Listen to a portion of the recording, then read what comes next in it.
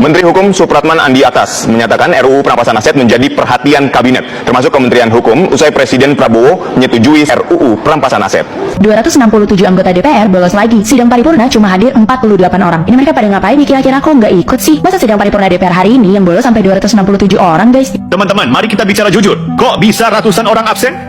Rapat sepenting ini malah milih izin. Ironi bukan?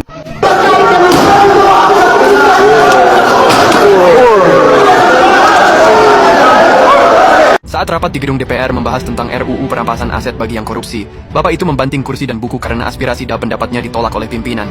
Sekarang saja sudah banyak nih yang ketakutan akan berlakukannya undang-undang perampasan aset ini. Kalau mau mengesahkan ini dan terbuka aja, nggak usah sembunyi ke hotel untuk membahas ini, langsung aja rakyat suruh mendengarkan, lalu DPR-nya berdebat, dan pasti akan dinilai mana yang rasional, mana yang tidak. Kenapa sejak belasan tahun lalu RUU Perampasan Aset Koruptor tidak kunjung disahkan? Padahal logikanya sederhana. Kalau seseorang terbukti korupsi, harta haram hasil rampokannya disapu bersih, dikembalikan untuk rakyat. Mudah kan? Tapi justru yang mudah ini terasa mustahil di negeri ini. Pertanyaannya, siapa yang sebenarnya ketakutan kalau RUU ini benar-benar berlaku? Partai mana yang gemetar kalau harta para kadernya dilucuti habis-habisan? Mari kita buka satu persatu.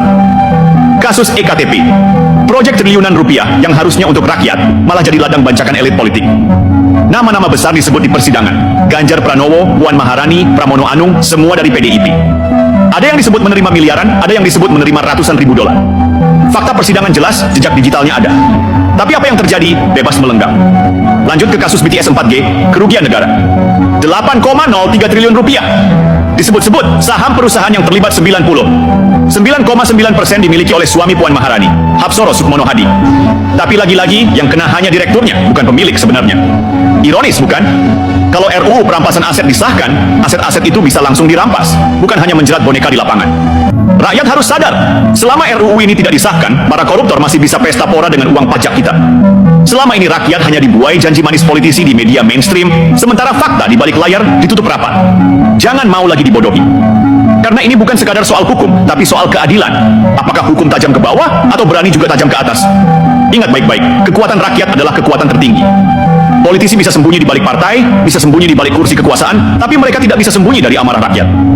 Jadi siapa sebenarnya yang paling takut kalau RUU Perampasan Aset Koruptor disahkan? Kita semua tahu jawabannya. Dan tugas rakyat hari ini adalah bersatu, mendesak, dan terus menekan agar undang-undang ini lahir.